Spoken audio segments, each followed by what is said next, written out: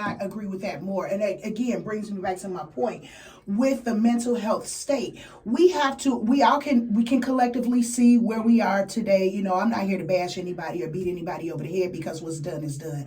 My purpose and the purpose that I'm bringing this up is to see how we can right this wrong. Yes. Where can we start to correct this problem? You know, we just have to start somewhere. And I say week after week, you know, we have to learn to be patient with each other. We have to understand each other's traumas and be patient with each other without becoming a doormat or letting people, because people will take advantage of your kindness, and when they see that you are there for them and the support, they will use that. So we have to learn. And the young man said this, I can't think of his name, but he was on the radio doing an interview. He said that people will continue. If you're going to be a giver, nobody is going to ever stop you from helping. You have to know how to stop yourself or where to stop yourself. So I thought that was a great point. But you know what, to that point, a smart person will continue to use you where you think you're safe. Some people continue to give because it's the acceptance that they're looking for. It's the love. It's the belonging that they're looking for. We're going to go right on back over to Maslow. You know, we're going down to the road less traveled. And the thing is, we are afraid to offend people's feelings and not tell them the truth. You are responsible for your own feelings. The truth is what the truth is. You know, I look at a statement that Governor Arnold Schwarzenegger said when he was the governor of California, when Stanley Tookie Williams, former head of the Los Angeles based Crips street gang, when he was trying to apply for clemency so he could have his life saved and not be put to death for the crime that he was committed, which was murder. You know, he was talking about all the things that he had done to talk about gang violence, but he would not admit to the crimes that he was alleged to have committed. Now, we don't know if we did it or didn't do it, but the point of that is to say this: without an admission, there can be no redemption. Without an admission of the traumas that we have been through as parents to our children, we owe our children apologies. We got to give it to them.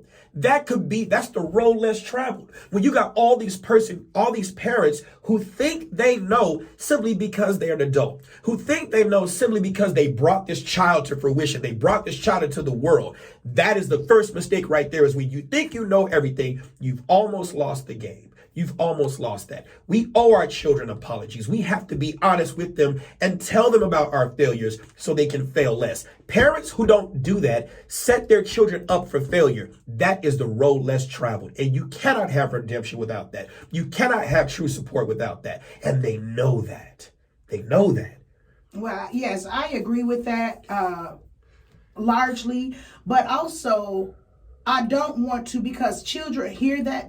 I said that to my son, and I was very vocal about, you know, having issues with just raising children. You know, this is my first time. Like I say, I have 2 adult children, so this is my first rodeo with, you know, and like most people, you know, we don't come with, children does not come with instruction manuals, and a lot of times, you know, we pass on behaviors because we were raised in an environment where everybody thinks that their environment is right.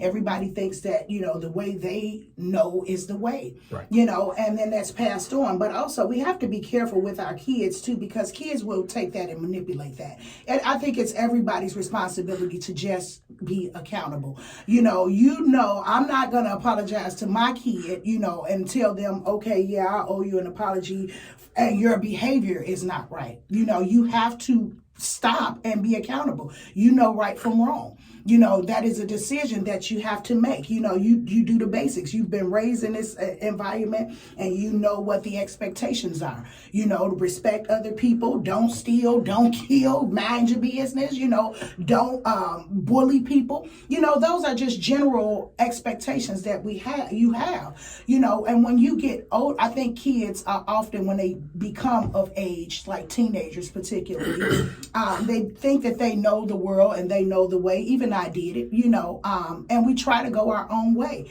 But often we end up messing up.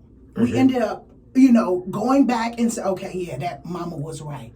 You know, so when we allow too much freedom to, you know, and it's good to let your kids have an opinion and have space. That's vital.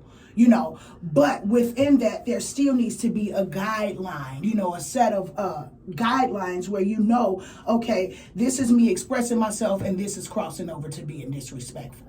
But disrespectful is a feeling. And when we're talking about accountability, let's take it out of the realm of parenting and let's go into the round of accounting. You go to an accountant because the accountant is able to count. The accountant not only knows the numbers, the accountant knows how to apply the numbers in the given context of the situation that you bring to that accountant for them to count. A lot of times we want our children to be held accountable when we didn't teach them how to count. We didn't teach them about the variances.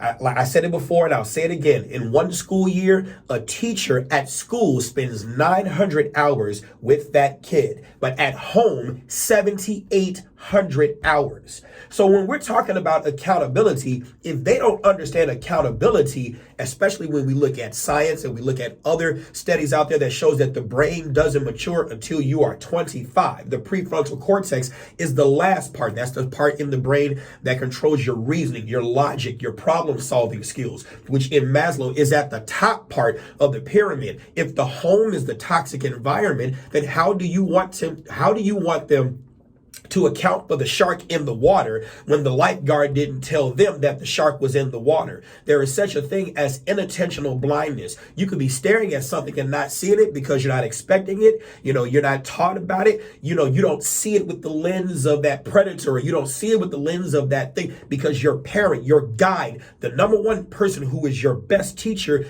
didn't teach you what to account for, how to do it. And we as parents, I'm not just saying just the women, I'm saying the men too, but in our community, a great degree of our homes are headed by women. So I gotta look at the teachers. Take your gender out of it. Look at your sole presence. If you, the teacher, did not teach your kids, that's because you didn't know. They are an extension of you, and you're holding them accountable for something that you yourself won't be held accountable for. And then when they try to buck up against you, you want to spare the rod and spoil the child. Children, obey your parents in the Lord, for this is right. Honor thy father and mother, which is the first commandment with promise, that it may be well with thee, and thou might live upon the land which the Lord thy God hath given thee. You are threatening them with death if they don't do what you tell them to do, when you aren't telling them to do anything because you don't know yourself.